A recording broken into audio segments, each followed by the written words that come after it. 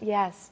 So in a couple of minutes, we're going to get up on the table, or I'm going to get up here, and you're going to do a demonstration for our viewers. Is there anything else you'd like to mention before we do that? Well, one of the things that we had talked about earlier was, just before the show, was how the analogy of the CN Tower to the whole integrated craniosacral system, and the fact of its flexibility. Yes, and thinking of our body as the CN Tower and needing that cranial space, because this is, because I had said to Mark before, I said, well, is that the same as the CN Tower? Because it does move. It has how many degrees of movement? I don't know the exact figures on it, but give. yeah, and these days, especially with the tragedy that happened in China, for example, there's a worldwide movement in architecture to develop systems of mobility within rigid structures to allow for being able to be moved without falling down or just being destroyed. So it's really modeling on an organic system that is millions of years old, and that's the rigidities especially of our skull, which is not one solid sphere. It's actually quite mobile, and these images show that there are joints between them, and they need to be mobile, and when they're not mobile, it's a pathology. It makes absolute sense, and yet we don't, from the naked eye, we don't see that or perceive that. That's right.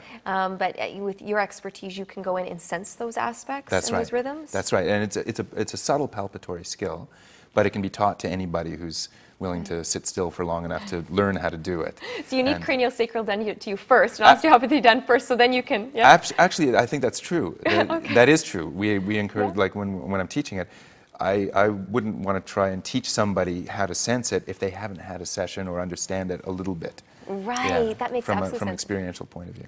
Speaking of experiential, I'm going to hop up on this table and we'll be back with you in just a moment.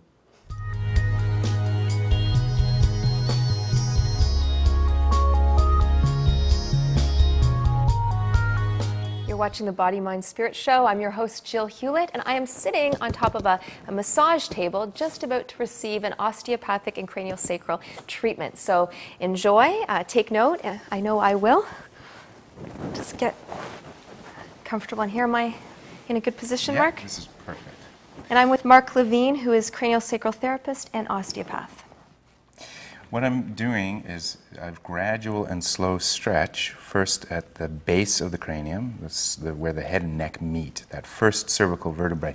And connective tissue is a lot like silly putty. We used to play with that. And the neat thing about silly putty and connective tissue is that it's really a fluid that looks like a solid. And if you, for example, this just came out of the egg and it's taken the shape of the egg. If you hold on to that and squeeze it with almost no force, about 5 grams of pressure, sustained over a long period of time, it will gradually change its shape. I forgot about this. I played with this all the time when I was a little child. So this is really neat. It doesn't take much pressure. Not at all. And that's one of the neat things about osteopathic manual practice and craniosacral therapy is that we use forces of 5 grams, maybe 10 grams, really light force, about the weight of a nickel. And the process of doing craniosacral therapy is a lot of movements around the body, hands-on in different positions.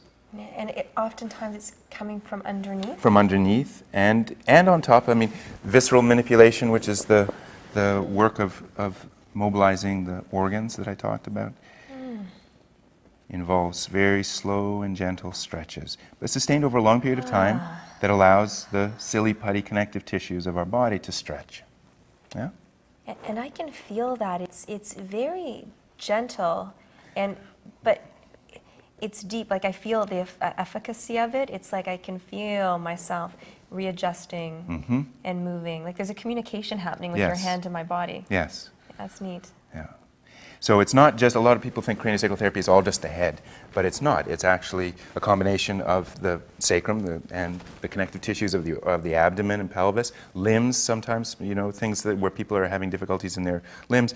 Oftentimes the roots of it are in the core. Yeah? So one thing that people can do at home is to use something like these still points, these still point inducers, the 2 foam balls joined together by a string, and it mimics very much the gesture that we do when we're wanting to just relax for a few minutes. We interlace our fingers, put our hands behind our head. It's a gesture that no one has ever taught how to do in any didactic way, and yet we do it universally. It's just a natural. A natural gesture that everyone around the world does. And that's what we're doing with that, is squeezing the back of our head together, and we're able to induce what's called a still point, and that's a moment where the cerebrospinal fluid stops, and we reorganize our nervous system to go from a fight or flight reflex into a relaxation response. This is enjoyable. How long would someone do this for? Anywhere between 5 minutes and half an hour. Generally, it's the kind of thing that, for example, if you come home from a long day and you would spontaneously do that anyway. But the balls allow you to do it for much longer so that your shoulders don't get hurt.